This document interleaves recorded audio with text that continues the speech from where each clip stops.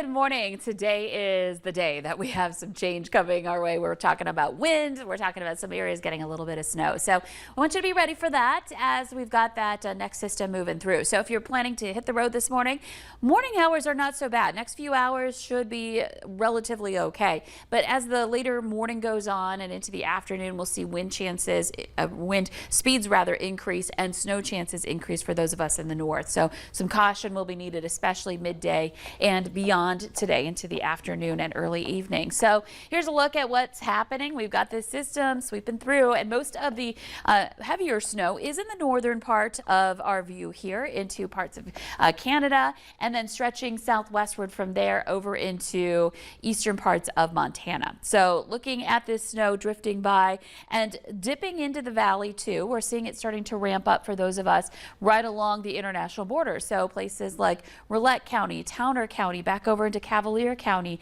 seeing some of those snow showers on the radar. And then one little spot here over by Roseau and Kitson County as well. Most of us, though, still on the dry side. We're just keeping an eye on that area. I've checked a couple of DOT cams there. Haven't seen much as of right now. Let's take a look at our wind speeds. So in the valley, they're not so strong, but you see what's going on out west. Minot, Dickinson, the Glendive area, Montana, we've got some stronger gusts. Steady speeds are up as well, and we'll see those increase for us as we make our way through the day. Right now, again, not so bad. We do have one gust in Langdon to 25 miles per hour. You see where the wind has turned northerly in the north, still out of the south. In the south, and you can see that difference in temperatures too. We're in the upper 40s to some upper 30s to some low 40s. Even Sisseton at 53 degrees right now. Fargo's at 43. And then north and west, cooler. Valley City's checking in at 30. It's 34 in Devil's Lake and 32 right now in Grand Forks. So here's a look at our hour by hour planner. You're more likely to have clouds up north today. You're more likely to see that chance for some snow. Southern Valley, we'll see clouds too, but you can see there may be some breaks in there as well. And we will see the wind everywhere. That's going to be a factor for everybody, with the best bet for snow along and north of Highway 2.